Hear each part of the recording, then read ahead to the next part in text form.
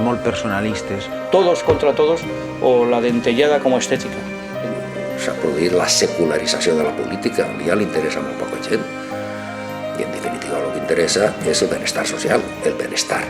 L'autonomia el que ha fet és cohesionar este país i de moment el salvar la llengua jo voldria salvar pròpies coses. Però per ser valencians cal ser-ho, i practicar de valencians, implicar-te en aquest poble, en la seva economia, en la seva cultura, en la seva història. El simple fet de que parlem avui valencià de manera ordinària i que els xiquets el deprenguen en l'escola ja hauria merescut fer la transició en tots els seus defectes. Tot això són banalitats. Allò que val és la consciència. De no ser res si no s'és poble. I tu, greument, has escollit. Després del teu silenci estricte, camines decididament. Vicent Andrés Estellés, llibre de meravelles.